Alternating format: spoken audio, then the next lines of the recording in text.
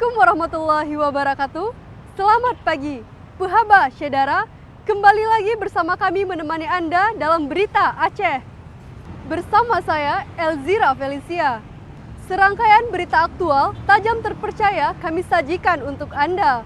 Berikut 3 pilihan berita utama pada pagi hari ini.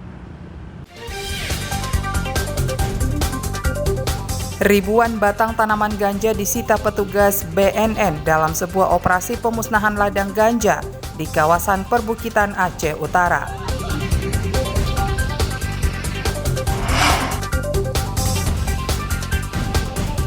Komplotan pencurian yang beraksi di sejumlah daerah di Aceh diringkus Polres Aceh Besar. 1 diantaranya masih pelajar.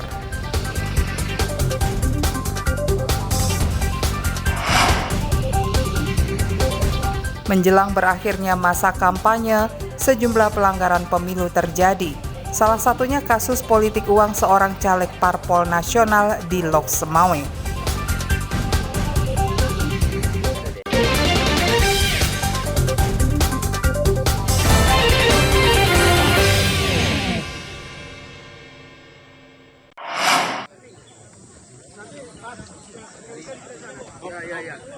Operasi pemusnahan ladang ganja masih berlanjut, namun ladang ganja terus muncul. Badan Narkotika Nasional kembali menemukan ladang ganja di Desa Tepin Resep, Kecamatan Sawang, Kabupaten Aceh Utara, Selasa pagi. Untuk mencapai lokasi, tim gabungan BNN bersama TNI dan Polri harus menyusuri perbukitan dengan berjalan kaki sejauh 2 km. Namun, petugas tidak menyerah hingga tiba di ladang ganja yang letaknya terpencar. Ladang berisi 22.000 batang tanaman ganja ini diperkirakan segera dipanen.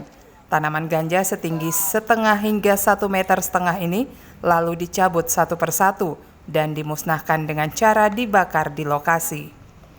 Sebelum dimusnahkan, tanaman ganja tersebut diperiksa laboratorium BNN untuk menguji keaslian tanaman terlarang tersebut. Ada 22.000 batang, 20.000 pohon. Nah, kalau dihitung, kita punya rumus hitung-hitungannya, dan itu juga sudah diakui oleh BRIN ya, bahwa perhitungan kalau 22.000 pohon itu kalau ditimbang itu ada kurang lebih 10-11 ton ganja basah. Nah, ini dari 3 tempat. Pemusnahan ladang ganja di Kabupaten Aceh Utara merupakan yang pertama kalinya untuk tahun 2024. Meski sudah sering dimusnahkan, ladang ganja masih terus muncul di kawasan yang sama. Badan Narkotika Nasional masih mengembangkan penyelidikan guna mengungkap pemilik ladang ganja. Ramadan melaporkan dari Kabupaten Aceh Utara.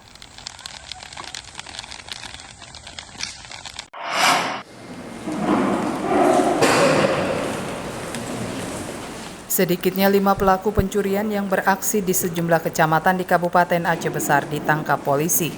1 dari 5 pelaku masih berstatus pelajar dan mencuri 2 unit laptop milik salah satu sekolah. FH, JS, HJ, dan RS hanya bisa pasrah usai ditangkap anggota Satreskrim Polres Aceh Besar. Mereka ditangkap di sejumlah lokasi karena diduga terlibat beragam pencurian, mulai dari daun pintu rumah, sepeda motor, hingga komponen alat berat. Selain menangkap pelaku, polisi juga menyita sejumlah barang bukti, di antaranya mobil yang digunakan pelaku untuk mengangkut barang curian. 2 unit laptop yang dicuri seorang pelajar milik salah satu sekolah juga ikut disita. Penangkapan 4 dari 5 pelaku ini usai petugas menerima laporan korban. Pelaku ditangkap setelah polisi menelusuri dan menyelidiki kasusnya sejak Oktober 2023. Ya, jadi ini kebetulan memang ada PR dari tahun yang kemarin yang belum kita ungkap. Jadi ada beberapa kasus pencurian, ada 3 kasus pencurian di tahun 2023 yang dari bulan Oktober sampai dengan bulan Desember. Dan saat ini sudah berhasil kita ungkap di tahun 2024 di bulan Januari ini. Dan memang atas kegigihan hasil penyelidikan dan juga penyidikan yang dilakukan oleh aparat ataupun dari aparat Polres Aceh Besar, khususnya di Satreskrim Aceh Besar ini sendiri. Polisi masih memburu MI, pemilik mobil yang mobilnya digunakan untuk mengangkut barang curian. Untuk mempertanggungjawabkan perbuatannya, keempat pelaku dan barang bukti ditahan di Mapolres Aceh Besar. Pelaku dijerat pasal 363 KUH Pidana tentang pencurian dengan pemberatan dengan ancaman hukuman 5 tahun penjara.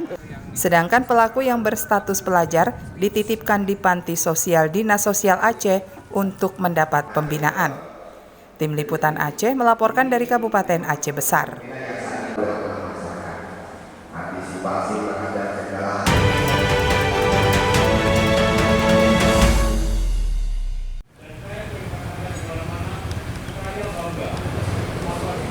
Aparatur Gampung atau desa kembali diingatkan untuk netral selama pemilu. Keberpihakan aparatur Gampung merupakan pelanggaran dan terancam sanksi pidana. Sejumlah aparatur Gampung di Banda Aceh dikumpulkan untuk mengikuti penyuluhan hukum serentak. Kegiatan ini bertujuan untuk mengedukasi aparatur Gampung terhadap pentingnya menjaga netralitas pada pemilu 2024.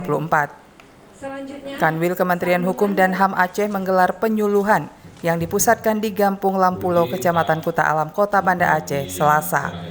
Penyuluhan untuk aparatur Gampung ini juga berlangsung secara virtual yang diikuti oleh para aparatur Gampung di 6 kabupaten kota di Aceh. Kecik Lampulo, Alta Zaini mengingatkan aparaturnya untuk tidak memihak kepada calon manapun. Mereka juga tidak mengajak atau mengintimidasi warga dalam menentukan pilihannya pada pemilu 2024. Saya sering menyampaikan kepada Tuhaput, kepada para kepala dusun untuk netralitas. Karena kita bagian dari pemerintah. Ya, hal ini yang sering kita gaung-gaungkan dan alhamdulillah telah kita laksanakan.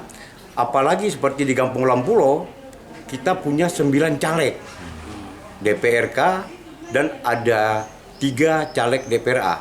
Jadi walaupun di warga kita sendiri, kita mencoba sebagai aparatur Gampung ini untuk netralitas lah. Jadi tidak ada yang memihak sana sini.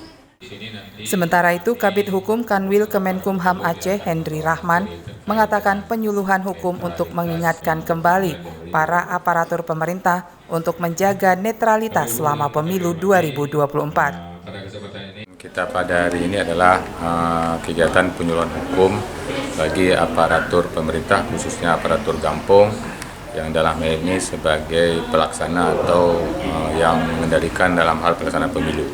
Jadi di sini dituntut agar aparatur Gampung bersikap netral dalam hal pelaksanaan pemilu. Mungkin itu agar tercipta pemilu yang damai, adil bagi masyarakat.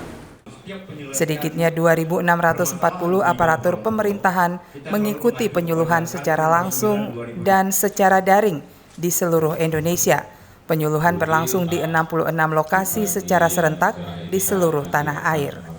Tim Liputan Aceh melaporkan dari Kota Banda Aceh. Di aula Kampung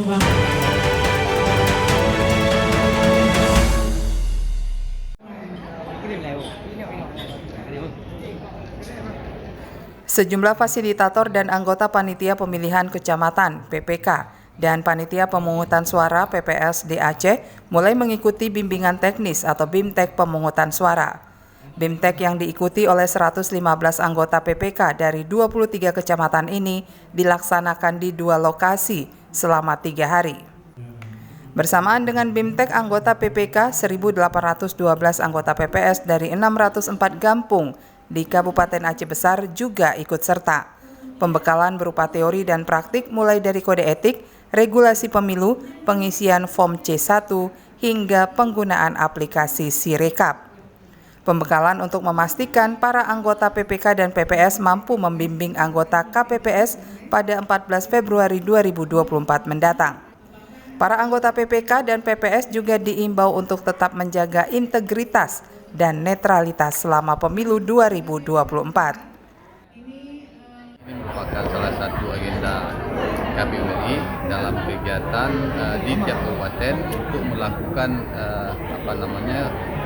TOT ya, trainer of trainer untuk PPK dan PPS yang nantinya oleh para PPK dan PPS melakukan training ataupun BIMTEK kepada para KPPS yang ada di setiap desa-desa yang dalam Kabupaten Aceh Besar. Jadi nantinya sepulang dari sini mereka juga akan melaksanakan kegiatan yang sama. Mereka menjadi trainernya, yang di trainingnya adalah para KPPS yang ada di tiap-tiap TPS yang ada di Kampung. Sementara itu, pelantikan anggota KPPS dijadwalkan pada 25 Januari 2024. Sedikitnya 8.848 anggota KPPS akan bertugas di 1.264 TPS yang tersebar di 23 kecamatan di Kabupaten Aceh Besar.